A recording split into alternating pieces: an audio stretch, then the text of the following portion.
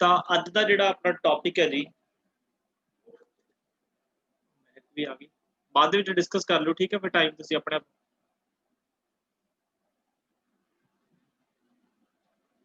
ਜੇ ਤੁਹਾਨੂੰ ਲੱਗਦਾ ਵੀ ਜਾਣੀ ਕਿ ਆਨਲਾਈਨ ਹੀ ਰੱਖਣਾ ਹੈ ਹਨਾ, ਫਿਰ ਆਨਲਾਈਨ ਹੀ ਰੱਖ ਲਾਂਗੇ, ਫਿਰ ਉਹ ਵੀ, ਪਰ ਫਿਰ ਇਹ ਵਾਲਾ ਟਾਈਮ ਚੇਂਜ ਕਰਨਾ ਪਊਗਾ ਆਪਾਂ ਨੂੰ 2 ਤੋਂ 3 ਵਾਲਾ, ਠੀਕ ਹੈ? ਤੁਸੀਂ ਮੈਨੂੰ ਵਿਚਾਰ ਕਰ ਲਿਓ ਆਪਦਾ, ਠੀਕ ਹੈ? ਫਿਰ ਮੈਨੂੰ ਦੱਸ ਦਿਓ।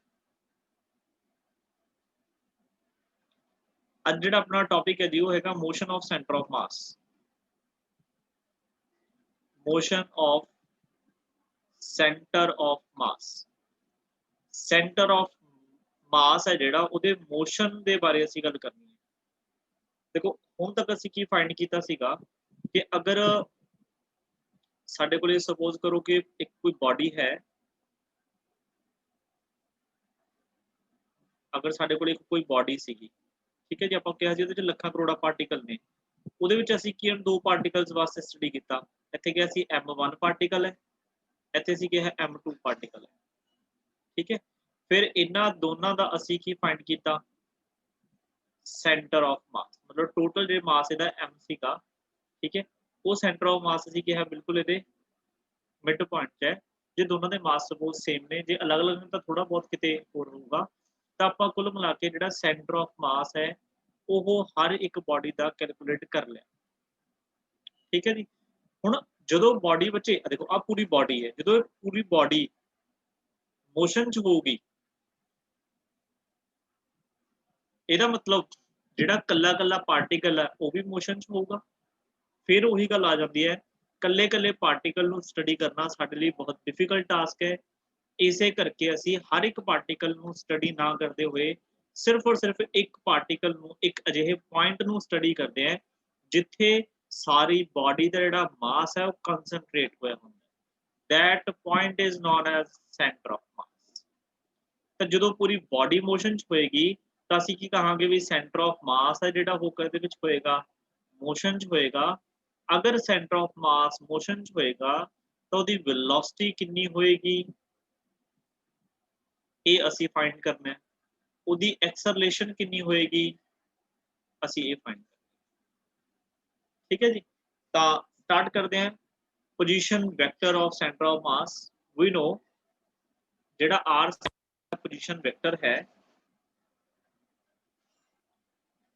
ਉਹਦਾ ਫਾਰਮੂਲਾ ਆਪਾਂ ਨੂੰ ਪਤਾ, that is m1 r1 plus m2 r2 upon ਕੀ ਸੀਗਾ ਆਪਣੇ ਕੋਲੇ m1 plus m2। ਇਹ ਫਾਰਮੂਲਾ ਯਾਦ ਹੋ ਗਿਆ ਹੋਣਾ, ਠੀਕ ਹੈ? ਇਹਨੂੰ ਅਸੀਂ r1 ਕਿਹਾ ਸੀਗਾ, ਇਹਨੂੰ ਅਸੀਂ ਕੀ ਕਿਹਾ ਸੀ? r2। ਫਿਰ ਇਹਨੂੰ ਅਸੀਂ x y z ਦੇ ਵਿੱਚ ਵੀ ਲਿਖ ਲਿਆ ਸੀਗਾ, ਠੀਕ ਹੈ?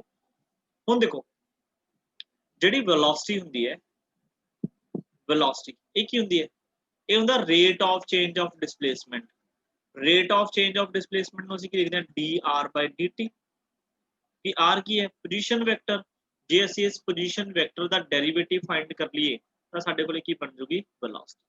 ਤਾਂ ਬੱਚੇ ਇਸ ਇਕੁਏਸ਼ਨ 1 ਨੂੰ ਅਸੀਂ ਅਗਰ ਡਿਫਰੈਂਸ਼ੀਏਟ ਕਰ ਦਈਏ, differentiate equation 1 with respect to time, we get,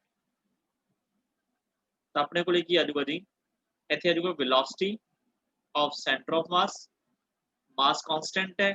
ਇੱਥੇ ਨੂੰ ਲਿਖਾਂਗੇ dr1/dt, ਮਤਲਬ velocity of first particle plus m2, ਫਿਰ velocity of second particle upon ਕੀ ਆ ਜਾਊਗਾ? m1 plus ਇੰਨਾ ਕੀ ਫਰਕ ਹੈ, ਹੋਰ ਕੋਈ ਫਰਕ ਨਹੀਂ। v ਕਿਉਂ ਲਿਖਤਾ? ਕਿਉਂਕਿ dr/dt ਕਿੰਨਾ ਹੁੰਦਾ ਹੈ?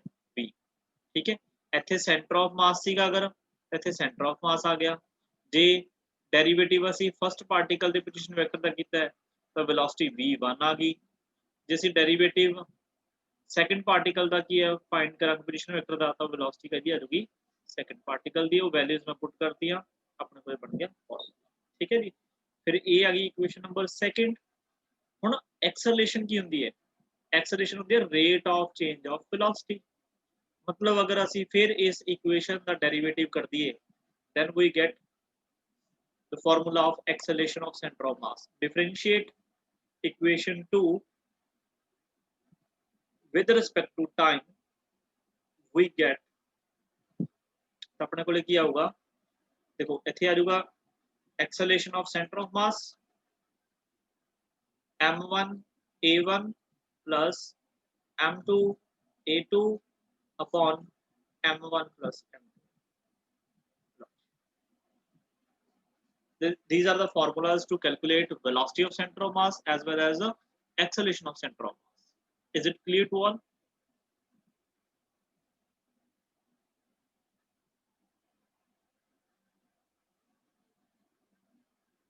Yes, sir. क्वेश्चन ਦਾ ਦਿਖਾਇਓ, ਦੱਸਿਓ ਦੁਬਾਰੇ। ਕਿਹੜੇ ਵਾਲਾ ਜੀ? ਸੈਕੰਡ ਇਕੁਏਸ਼ਨ ਵਾਲਾ ਸਰ। ਸੈਕੰਡ ਇਕੁਏਸ਼ਨ ਬੱਚੇ ਡੈਰੀਵੇਟਿਵ ਹੁੰਦਾ ਹੈ। ਡੈਰੀਵੇਟਿਵ ਤੁਸੀਂ ਮੇ ਵੀ ਨਾ ਕੀਤਾ ਹੋਵੇ ਸਟਾਰਟਿੰਗ ਦੇ ਵਿੱਚ। ਜਿਹੜੀ ਵੈਲੋਸਿਟੀ ਹੁੰਦੀ ਹੈ, ਵੈਲੋਸਿਟੀ ਨੂੰ ਅਸੀਂ dv/dt ਅਗਰ ਲਿਖੀਏ ਤਾਂ ਉਹਨੂੰ ਅਸੀਂ a ਲਿਖ ਸਕਦੇ ਹਾਂ। ਜਿਹੜੀ ਇੱਥੇ ਵੈਲੋਸਿਟੀ v1 ਸੀਗੀ, ਇਸ v1 ਨੂੰ ਮੈਂ ਕੀ ਲਿਖ ਸਕਦਾ dv1/dt, ਤਾਂ ਇਹ ਬੱਚੇ ਬਣ ਜਾਂਦਾ a1। ਇਹ ਹੋ ਗਈ ਐਕਸਪ੍ਰੈਸ਼ਨ a1। ਜੇ ਮੈਂ dv2/dt ਇਹਨੂੰ ਡੈਰੀਵੇਟਿਵ ਬੋਲਦੇ ਆ ਤੇ ਇਹ ਬਣ ਜਾਂਦਾ a2। ਬਸ ਉਹ ਵੈਲਿਊਜ਼ ਮੈਂ ਇੱਥੇ ਪੁੱਟ ਕਰਦਾ। ਠੀਕ ਹੈ ਜੀ, ਕਲੀਅਰ ਹੈ ਬੱਚੇ? ਹਾਂਜੀ ਹਾਂਜੀ, ਸਾਰਿਆਂ ਨੂੰ ਕਲੀਅਰ ਹੈ? Yes, sir. ਓਕੇ, ਠੀਕ ਹੈ ਜੀ। ਤਾਂ ਬੜੀ Yes, ਸਿੰਪਲ sir. ਜੀ, ਸਭ ਤੋਂ ਪਹਿਲਾਂ ਆਪਾਂ ਬੜਾ ਸਿੰਪਲ ਜੀ ਇੱਕ ਐਗਜ਼ਾਮਪਲ ਇਹਦੀ ਲੈ ਕੇ ਚੱਲਾਂਗੇ। ਠੀਕ ਹੈ, ਫਿਰ ਅਸੀਂ ਹੋਰ ਨਵੇਂ ਕਨਸੈਪਟਸ ਵੱਲ ਕੀ ਹੈ ਐਗਜ਼ਾਮਪਲਸ ਵੱਲ ਚੱਲਾਂਗੇ। ਬਹੁਤ ਸਾਰੇ ਕੁਐਸਚਨਸ ਨੇ ਇਹਦੇ। ਫਸਟ ਐਗਜ਼ਾਮਪਲ ਬੱਚੇ ਸਾਡੇ ਕੋਲ ਕੀ ਹੈ, ਇੱਕ ਆ ਬੋਡੀ ਹੈ, ਠੀਕ ਹੈ, पॉइंट साइज बॉडी, ठीक है, मतलब जिदा मास की है m1 है 1 kg, ठीक है जी। इन्हें तुसी पॉइंट साइज बॉडी मान लो, मतलब पॉइंट मासेस मान लो, ठीक है ना। एक पॉइंट मास बॉडी है, ठीक है जी। ਇਹਦਾ ਮਾਸ ਹੈਗਾ ਬੱਚੇ m1 ਜਿਹਦੀ ਵੈਲਿਊ ਹੈਗੀ 1 kg ਤੇ ਇਹਦਾ ਮਾਸ ਹੈਗਾ ਆਪਣੇ ਕੋਲੇ 2 kg। ਇਹ ਜਿਹੜਾ ਮਾਸ ਹੈ ਇਹ ਮੂਵ ਕਰ ਰਿਹਾ ਹੈ with velocity u1 2i cap plus j cap minus k cap. ਇਹਦਾ ਮਤਲਬ ਬੱਚੇ 3 ਡਾਈਮੈਂਸ਼ਨ ਦੇ ਵਿੱਚ ਮੂਵ ਕਰ ਰਿਹਾ, ਠੀਕ ਹੈ, ਓਨਲੀ x ਐਕਸਿਸ 'ਚ ਮੂਵ ਨਹੀਂ ਕਰ ਰਿਹਾ। ਤੇ ਜਿਹੜਾ ਸੈਕੰਡ ਪਾਰਟੀਕਲ ਹੈ ਉਹਦੀ ਜਿਹੜੀ ਵੈਲੋਸਿਟੀ ਹੈ ਉਹ ਹੈਗੀ ਹੈ i cap minus j cap plus k cap. ਸਾਨੂੰ ਕੀ ਹੈ, find velocity of centre of मास। तो बच्चे देखो इन्ना दोनों मासेस करके ਇਹਦੇ इन बिटवीन कितना किते ਇਹਦਾ सेंटर ऑफ मास होगा, ठीक है। सपोज ए वाला पॉइंट है सेंटर ऑफ मास CMN कहते ਇਹ centre of mass the velocity find करो। ਤਾਂ ਬਿਲਕੁਲ डायरेक्ट फार्मूला ਤੁਹਾਨੂੰ मैं दस के आया, वो फार्मूले च अगर ਅਸੀਂ वैल्यूज पुट करिए ਸਾਡੇ ਕੋਲ आंसर आ जाएगा। तो velocity of centre of mass is equal to की आऊगी, वैक्टर का ध्यान रखना है, वैक्टर पाना है सारे किते। मास है m1, वेलोसिटी हैगी है v1। देखो ਇੱਥੇ v1 ਦੀ ਜਗ੍ਹਾ ਤੇ ਇਹਨਾਂ ਨੇ ਕੀ ਲਿਖਤਾ u1, ਤਾਂ ਉਹਦੇ ਵਿੱਚ ਕੋਈ ਦਿੱਕਤ ਨਹੀਂ, ਤੁਸੀਂ ਇਹਨੂੰ u1 ਲਿਖ ਲਓ, ਹੈਗੀ ਤਾਂ ਵੈਲੋਸਿਟੀ ਹੈ plus m2 u2 upon m1 plus m2। अच्छा m1 कितना है 1, u1 कितना है that is 2i plus j minus k, m2 कितना है 2 i cap minus j cap plus k cap upon दोनों मासेस का सम करांगे तो कितना आ जाएगा 2 + 1 3। ਤਾਂ ਇਹਨੂੰ ਅਸੀਂ ਜੇ ਦੇਖੋ 2 ਨੂੰ ਇਸ ਨੂੰ 2i cap plus j cap minus k cap ਨੂੰ अगर 1 ਨਾਲ ਮਲਟੀਪਲਾਈ ਕਰੋਗੇ ਤਾਂ ਬਿਲਕੁਲ ਸੇਮ ਹੀ ਆ ਜਾਊਗਾ, माइनस k कैप। अच्छा इधर मल्टीप्लाई करूंगा तो कितना बनूंगा, ये बनूंगा 2i cap minus 2j cap plus 2k cap upon की है, अपॉन आ गया बच्चे 3। ਤਾਂ ਆਪਾਂ ਨੂੰ ਵੈਕਟਰ ਦੇ ਵਿੱਚ ਜਿਹੜੇ ਆਪਣੇ ਕੋਲੇ ਯੂਨਿਟ ਵੈਕਟਰਸ ਹੁੰਦੇ ਨੇ ਇਹਨਾਂ ਨੂੰ ਐਡ ਕਰਨ ਦਾ ਤਰੀਕਾ ਮੈਂ ਤੁਹਾਨੂੰ ਦੱਸਿਆ ਹੋਇਆ ਹੈ। i ਦੇ ਵਿੱਚ i ਐਡ ਕਰਨਾ ਹੁੰਦਾ ਹੈ, j 'ਚ j ਐਡ ਕਰਨਾ ਹੁੰਦਾ ਹੈ, k 'ਚ k। ਤਾਂ 2i ਦੇ ਵਿੱਚ ਅਗਰ ਅਸੀਂ 2i ਐਡ ਕਰਾਂਗੇ ਤਾਂ ਕਿੰਨਾ ਆ ਗਿਆ 4i, ਫਿਰ ਪਲੱਸ देखो j ਵੈਕਟਰ ਹੈਗਾ ਪਲੱਸ ਦਾ ਤੇ ਇਸ ਸਾਈਡ ਹੈਗਾ -2jk, मतलब ਇਹਨਾਂ ਦੀ ਹੋਗੀ ਮਾਈਨਸ, ਤਾਂ ਆਨਸਰ ਕੀ ਆਊਗਾ -j ਤੇ ਆ ਗਿਆ -j। सिमिलरली प्लस देखो k हैगा माइनस ਦਾ, इस साइड हैगा k 2k प्लस ਦਾ, तो आंसर कितना होगा प्लस k, तो प्लस k अपॉन कितना आ गया। This is the answer of velocity of centre. देखो कितना सिंपल जा क्वेश्चन, बिल्कुल फॉर्मूला बेस्ड क्वेश्चन। समझ लग गया होना, कोई यह जी गल नहीं होनी भी किसी को ना पता लग्या हो। Yes, sir. ठीक है, उस तो बाद ਸੈਕੰਡ ਕੁਐਸਚਨ ਜਿਹੜੀ ਮੈਂ ਐਗਜ਼ਾਮਪਲ ਕਰਵਾ ਰਿਹਾ ਇਹ ਆਪਾਂ ਕੁਐਸਚਨ ਪਹਿਲਾਂ ਕੀਤਾ ਹੋਇਆ ਬਟ ਹੁਣ ਅਸੀਂ ਇਹਨੂੰ ਸੈਂਟਰ ਆਫ ਮਾਸ ਦੇ ਕਨਸੈਪਟ ਨਾਲ ਕਰਨਾ ਹੈ। ਪੁਲੀ ਸਿਸਟਮ ਆਪਾਂ ਸਾਰਿਆਂ ਨੇ ਪੜਿਆ ਹੋਇਆ ਹੈ, ਪੁਲੀ ਸਿਸਟਮ ਦੇ ਵਿੱਚੋਂ ਹੀ ਮੈਂ ਇੱਕ ਐਗਜ਼ਾਮਪਲ ਲੈ ਰਿਹਾ ਕਿ ਅਗਰ centre of mass the concept ਅਗਰ ਅਸੀਂ ਪੁਲੀ ਸਿਸਟਮ 'ਚ ਲਗਾਉਣਾ ਹੋਵੇ ਤਾਂ ਅਸੀਂ ਕਿਵੇਂ ਲਗਾਵਾਂਗੇ।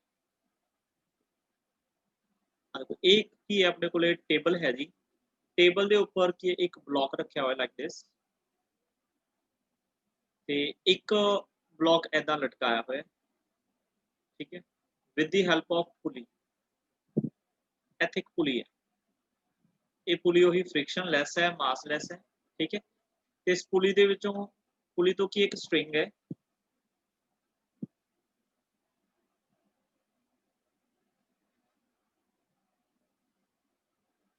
ਇਸ ਤਰੀਕੇ ਤੁਹਾਡੇ ਧਿਆਨ ਚ ਆ ਗਿਆ ਹੋਣਾ। ਇਹਦਾ ਅਸੀਂ ਕੁਐਸਚਨ ਕੀ ਹੈ ਨਿਊਟਨਸ ਲਾਅ ਵਾਲੇ ਚ ਕਰਕੇ ਆਏ। ਇਸ ਬਾਕਸ ਦਾ ਜਿਹੜਾ ਮਾਸ ਹੋਵੇਗਾ m1, ਇਹਦਾ ਜਿਹੜਾ ਮਾਸ ਹੈਗਾ m2, ਠੀਕ ਹੈ। m1 ਕਿੰਨਾ ਹੈਗਾ 1 kg ਤੇ m2 ਸਾਡੇ ਕੋਲੇ ਗਿਵਨ ਹੈ ਜੀ 2 kg ਤੇ ਸਟ੍ਰਿੰਗ ਦੇ ਵਿੱਚ ਕੀ ਪੈਦਾ ਹੋਊਗੀ ਟੈਂਸ਼ਨ, ਠੀਕ। ਜਿਹੜਾ ਬੱਚੇ ਸਰਫੇਸ ਹੈ ਫ੍ਰਿਕਸ਼ਨਲੈਸ ਹੈ, मतलब कोई भी फ्रिक्शन ਇਹਦੇ ਤੇ ਨਹੀਂ ਲੱਗ ਰਹੀ। ਮੈਂ ਸਾਈਡ ਤੇ ਲਿਖਾ ਦੂੰਗਾ फ्रिक्शनलैस। ਹੁਣ ਬੱਚੇ ਸਾਨੂੰ ਪਤਾ ਹੈ ਕਿ ਜਿਹੜਾ ਇਹ ਬਲੌਕ ਹੈ m2 ਇਹਦਾ ਜਿਹੜਾ weight ਹੈ ਉਹ ਡਾਊਨਵਰਡ ਲੱਗ ਰਿਹਾ ਹੋਊਗਾ। ਕਿੰਨਾ weight ਲੱਗੂਗਾ ਦੱਸੋਗੇ? 20. 20, ਵੈਰੀ ਗੁੱਡ। m1 ਦਾ ਕਿੰਨਾ ਹੋਊਗਾ? 10. 10, ਵੈਰੀ ਗੁੱਡ। ਕਿਵੇਂ ਲਿਖੋਗੇ m1g?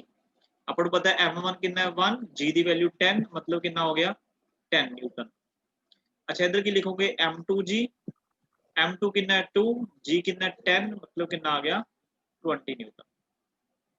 देखो जे ये 10 न्यूटन इधर लग रहा है तो इनू ऊपर नु की है नॉर्मल रिएक्शन भी मिल रहा होगा कितने दा 10 न्यूटन।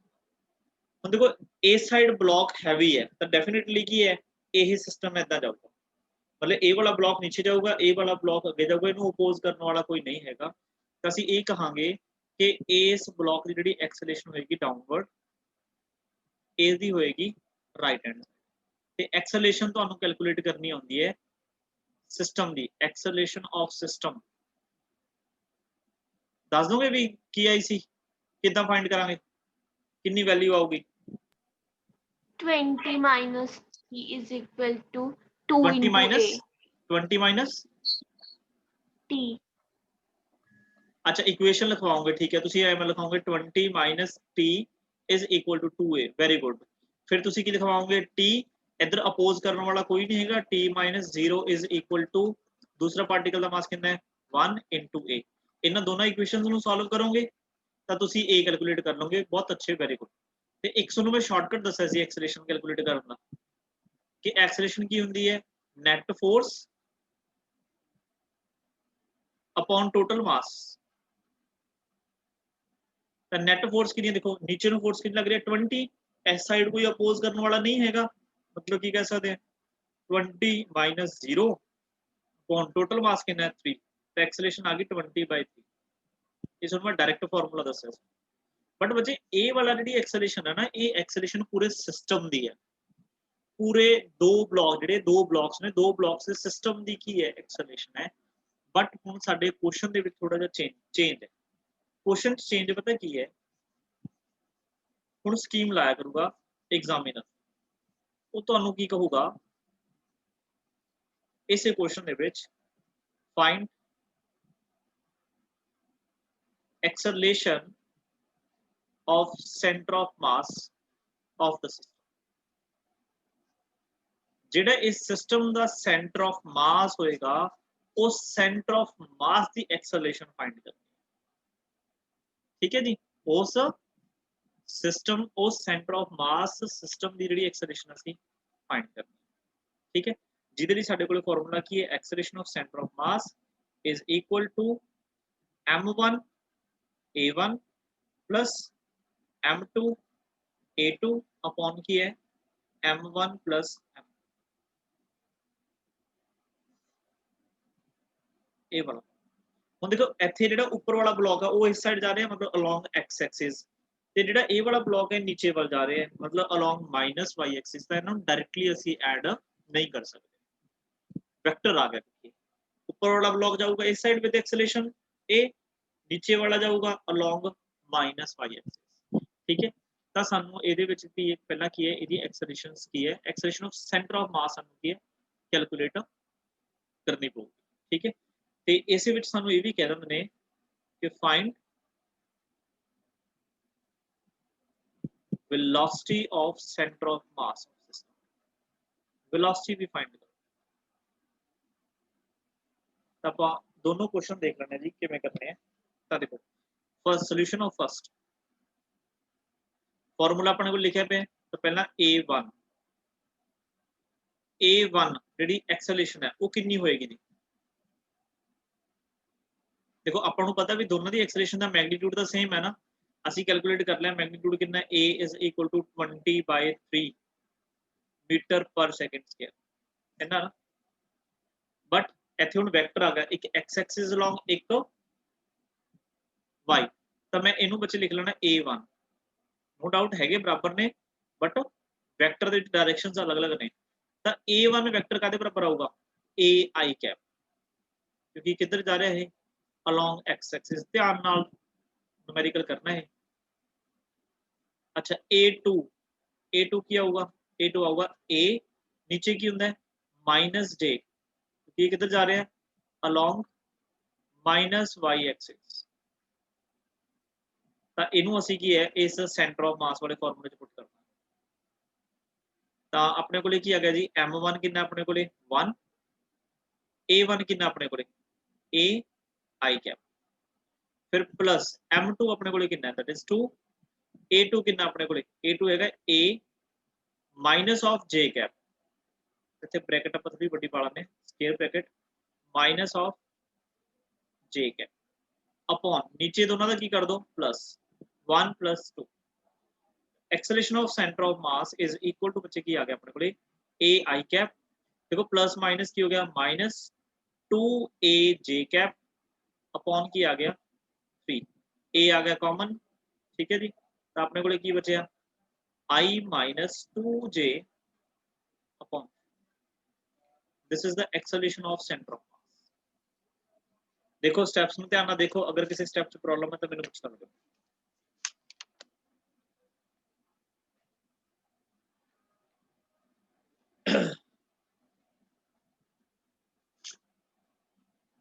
है किसी स्टेप ਦੇ ਵਿੱਚ प्रॉब्लम No. बस ਬਾਅਦ ਤੋਂ ਲਾਸਟ ਵਿੱਚ ਤੁਸੀਂ ਕਰ ਸਕਦੇ ਹੋ ਐਕਸਲੇਸ਼ਨ ਦੀ ਤੁਹਾਡੇ ਕੋਲ ਵੈਲਿਊ ਪਤਾ ਹੈ ਇਸ ਐਕਸਲੇਸ਼ਨ ਦੀ ਵੈਲਿਊ ਇੱਥੇ ਪੁੱਟ ਕਰ ਦਿਓ ਕਿੰਨੀ ਆਊਗੀ 20/3 ਹੈ ਨਾ ਤਾਂ ਇਹ 20 बाई की हो जाएगा 9 i कैप - 2 j कैप ਇਹਦੇ ਨਾਲ ਤੁਹਾਡਾ ਫਰਸਟ ਪਾਰਟ ਕੀ ਹੋ ਗਿਆ ਕੰਪਲੀਟ ਹੋ ਗਿਆ ਉਸ ਤੋਂ ਬਾਅਦ ਵੈਲੋਸਿਟੀ ਅਸੀਂ ਫਾਈਂਡ ਕਰਨੀ ਹੈ ਦੇਖੋ ਜਿਹੜੀ ਐਕਸਲੇਸ਼ਨ ਹੈ ਇਹ ਐਕਸਲੇਸ਼ਨ ਯੂਨੀਫਾਰਮ ਹੋਊਗੀ ਤੇ ਜਦੋਂ ਅਸੀਂ ਐਕਸਲੇਸ਼ਨ ਸਾਡੇ ਕੋਲੇ ਹੋਵੇ ਵੈਲੋਸਿਟੀ ਅਸੀਂ ਫਾਈਂਡ ਕਰਨੀ ਹੋਵੇ ਤਾਂ ਉਹਦੇ ਲਈ ਬੱਚੇ ਸਾਨੂੰ ਕੀ ਲਗਾਉਣੀ ਪਊਗੀ equation of motion v = u + at मान लो ਤੁਹਾਨੂੰ ਕਿਹਾ ਵੀ velocity find करो of center of mass after 2 second मान लो टाइम देता after 2 सेकंड ਤਾਂ ਤੁਹਾਨੂੰ ਕੀ ਲਿਖਣਾ ਪਊਗਾ ਦੇਖੋ ਅਸੀਂ ਕੀ ਲਿਖਾਂਗੇ velocity Ki the center of mass ਦੀ ਅਸੀਂ find ਕਰਨੀ ਹੈ ਸਾਨੂੰ initial velocity ਪਤਾ ਹੋਣੀ ਚਾਹੀਦੀ center of mass the acceleration center of mass ਦੀ ਅਸੀਂ ਕੈਲਕੂਲੇਟ ਕਰ ਲਈ ਫਿਰ ਇੱਕ ਇਸ ਇਕੁਏਸ਼ਨ ਤੇ ਅਸੀਂ ਵੈਲਿਊ ਪੁੱਟ ਕਰਾਂਗੇ velocity ਸਾਡੇ ਕੋਲ ਆ ਜਾਊਗੀ ਉਹ t ਦੀ ਵੈਲਿਊ ਸਾਡੇ ਕੋਲ ਕਿੰਨੀ ਹੈ 2 second acceleration of centre of मास ਸਾਡੇ ਕੋਲ ਕਿੰਨੀ ਹੈ ਜੇ ਅਸੀਂ ਇੱਥੇ ਵੈਲਿਊ ਪੁੱਟ ਕਰ ਦਈਏ 20/3 ਤੇ ਬਣ ਜਾਊਗਾ 20/9 i कैप - 2 j कैप ਅੱਛਾ ਇਹਦੇ ਵਿੱਚ ਨਾ ਸਾਨੂੰ ਗਿਵਨ ਹੋਊਗਾ ਕਿ ਜਿਹੜਾ ਇਹ ਸਿਸਟਮ ਹੈ ਇਹ ਪੂਰੇ ਦਾ ਪੂਰਾ ਜਿਹੜਾ ਸਿਸਟਮ ਹੈ ਇਹਨੂੰ ਰਿਲੀਜ਼ ਕੀਤਾ ਜਾਊਗਾ ਇਹ ਲਿਖਿਆ ਹੋਊਗਾ ਵੀ ਰਿਲੀਜ਼ ਦਾ ਮਤਲਬ ਹੁੰਦਾ ਬੱਚੇ ਉਹਦੀ initial velocity 0 initial velocity of centre of मास कितनी है 0 है ये भी अपन गिवन होगा स्टेटमेंट दे विच ਤਾਂ initial velocity of centre of ਮਾਸ ਕਿੰਨੀ ਹੈ। तो बच्चे इन्ना कुछ अगर सानू पता है तो कि ਅਸੀਂ velocity of center of mass नहीं कैलकुलेट कर सकते, बिल्कुल कर सकते हैं। velocity of center of mass कितनी होगी 0 प्लस एक्सेलरेशन कितनी है 20/9 i cap minus 2 j cap time कितना है 2, ਇਹਨੂੰ ਜੇ ਅਸੀਂ ਮਲਟੀਪਲਾਈ ਕਰਾਂਗੇ ਤਾਂ ਕਿੰਨਾ ਆਊਗਾ 40/9 i cap minus 2 j cap. This is answer. क्यों किवें सी कैंट सी क्वेश्चन। Yes. हाँ तो ਇਹੋ ਜਿਹੇ ਸੈਂਟਰ ਆਫ ਮਾਸ ਦੇਖੀਏ ਕੁਐਸਚਨਸ ਪੇਪਰ ਦੇ ਵਿੱਚ ਆਉਂਦੇ ਹੈ ਕਾਫੀ ਇੰਪੋਰਟੈਂਟ ਕੁਐਸਚਨ ਨੇ। ਚਲੋ ਇੱਕ ਕੁਐਸਚਨ ਮੈਂ ਤੁਹਾਨੂੰ ਹੋਰ ਕਰਾਂ। ਨੈਕਸਟ ਕੁਐਸਚਨ ਦੇ ਵਿੱਚ ਅਸੀਂ ਕਹਿ ਸਕਦੇ ਹਾਂਗੇ ਕਿ ਮੰਨ ਲਓ ਜਿਵੇਂ ਆ ਇੱਕ ਸਾਡੇ ਕੋਲੇ ਟੇਬਲ ਹੈ, ਠੀਕ ਹੈ ਜੀ, ਤੇ ਟੇਬਲ ਦੇ ਉੱਪਰ ਕੀ ਅਸੀਂ ਦੋ ਬਲੌਕ ਰੱਖਤੇ, ਇੱਕ ਬਲੌਕ ਫਿਰ ਅਸੀਂ ਇੱਕ ਦੂਸਰਾ ਬਲੌਕ ਰੱਖਤਾ, ਇਹ ਦੋ ਬਲੌਕ ਨੇ ਸਾਡੇ ਕੋਲ, ਠੀਕ ਹੈ।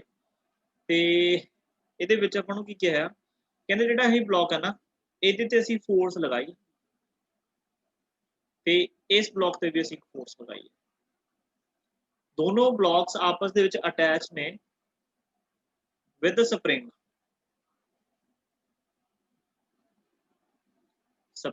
ठीक है। इधर फोर्स कितनी लगाई है F1 फोर्स कितनी लगाई है 12 न्यूटन,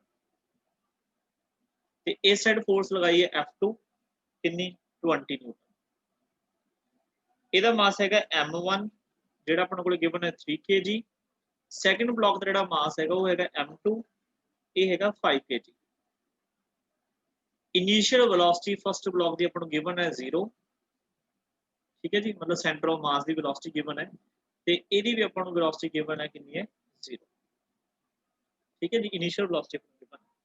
अच्छा जदों ਅਸੀਂ ਬੱਚੇ स्प्रिंग वाला क्वेश्चन होवे फोर्स लगदी है ਤਾਂ ਮੈਂ ਤੁਹਾਨੂੰ ਦੱਸਿਆ ਸੀ ਇਸ स्प्रिंग ਦੇ ਵਿੱਚ ਇੱਕ ਰੀਸਟੋਰਿੰਗ फोर्स ਪੈਦਾ ਹੁੰਦੀ ਹੈ, ਉਹਦਾ ਫਾਰਮੂਲਾ ਦੱਸੋਗੇ ਮੈਨੂੰ ਕੀ ਹੁੰਦਾ ਸੀਗਾ।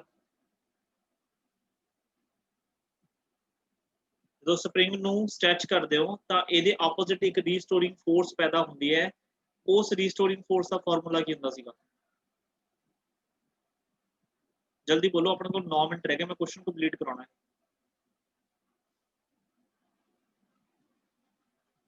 बहुत बारी कीता बच्चे आपां हो हुक्स लॉ की कहंदा सीगा force directly proportional to displacement, ते केड़ी फोर्स है ये रीस्टोरिंग फोर्स, फिर थे एक ही कांस्टेंट लगता सी स्प्रिंग कांस्टेंट, इन्नी फोर्स लगती है। तो इस साइड ना फोर्स अपन गिवन है भी लग रही है kx रीस्टोरिंग फोर्स, इस साइड भी अपन गिवन है कि जो इधर फोर्स लाई ये ऑपोजिट जी रीस्टोरिंग फोर्स बनी है वो भी कितनी लगी है kx। मतलब स्प्रिंग के दोनों एंड्स से जी फोर्सिस ने वो इक्वल एंड ऑपोजिट ने, तो असं कह सकते हैं भी ये फोर्सिस की हो जाएंगे आपस कैंसल, ठीक है जी। हुण देखो सानू कहा की है, सानू कहते हैं find velocity of center of mass after 2 second. देखो जे तुहानू velocity पूछी है तो तुहानू उहदे लई पहला की फाइंड करनी पऊगी एक्सेलरेशन। तो velocity of center of mass is equal to formula लावांगे initial velocity of center of mass acceleration of center of mass into time t। initial velocity अपन पता है भी 0, तो velocity इन इक्वेशन नंबर 1 रहंदा ने velocity of center of mass is equal to acceleration of centre of mass into time कितना 2। ਇਹਦੇ ਵਿੱਚ ਅਸੀਂ ਐਕਸਲਰੇਸ਼ਨ ਕੀ ਹੈ ਪੁੱਟ ਕਰ ਦਾਂਗੇ ਤਾਂ ਸਾਡੇ ਕੋਲੇ ਕੀ ਆ ਜਾਊਗਾ ਨੂਮੈਰੀਕਲ ਸੋਲਵ ਹੋ ਜਾਊਗਾ। ਤਾਂ ਇਹੋ ਜਿਹੇ question the acceleration of centre of mass calculate ਕਰਨਾ ਬਹੁਤ ਈਜ਼ੀ ਹੈ, ਮੈਂ ਤੁਹਾਨੂੰ ਦੱਸਦਾ ਕਿਵੇਂ ਕਰਨਾ। ਤੇ acceleration of centre of mass ਤੁਹਾਨੂੰ ਵੈਸੇ ਮੈਂ ਫਾਰਮੂਲਾ ਕੀ ਸਿਖਾਇਆ ਸੀਗਾ, acceleration of centre of mass is equal to m1 a1 plus m2 a2 upon m1 plus m2 ਸਿਖਾਇਆ ਸੀ ਨਾ। एक्चुअल बच्चे हैगा की है ऊपर m into a की हुंदी है, m into a हुंदी है फोर्स, बट ये फोर्सेस इन वेक्टर फॉर्म्स ने। हुण पिछले क्वेश्चन की सी एक दा फोर्स लग रही सी x एक्सिस वाल, एक फोर्सेस लग रही सी फोर्स लग रही माइनस y वाल, तां ओनू असीं एज इट इज ऐड नहीं कर सकदे सी। बट इस क्वेश्चन नूं ध्यान नाल नोट करो, एक फोर्स लग रही है x एक्सिस वाल, एक लग रही है माइनस x एक्सिस वाल।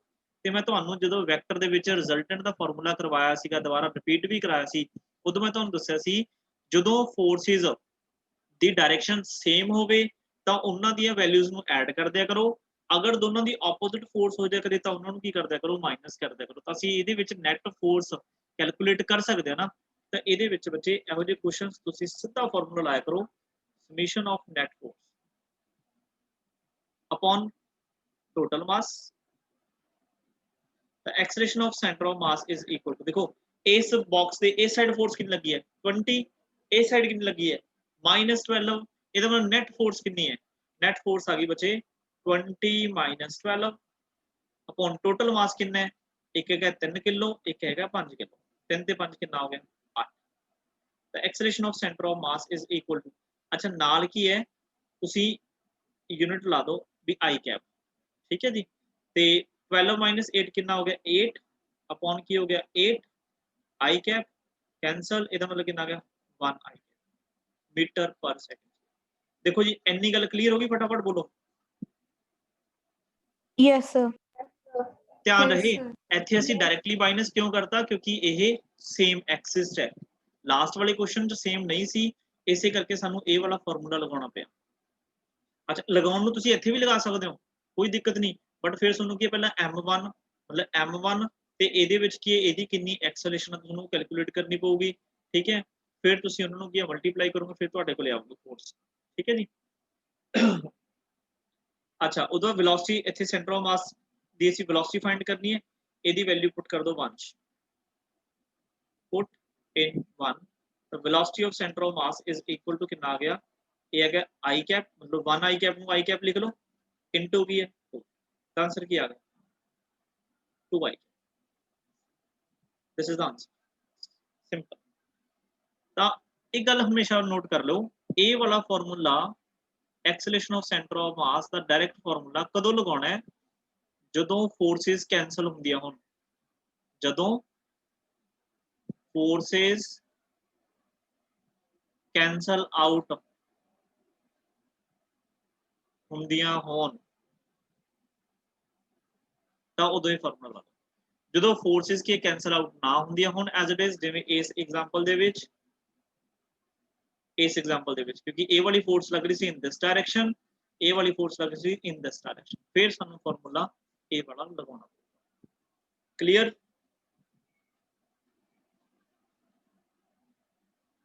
Yes, sir. ਠੀਕ ਹੈ ਜੀ। ਤਾਂ ਮੈਂ ਦੁਬਾਰਾ ਲਿੰਕ ਸੈਂਡ ਕਰ ਦੇਣੀ, ਫਿਰ ਅੱਗੇ ਅਸੀਂ ਕੰਮ ਕਰਾਂਗੇ।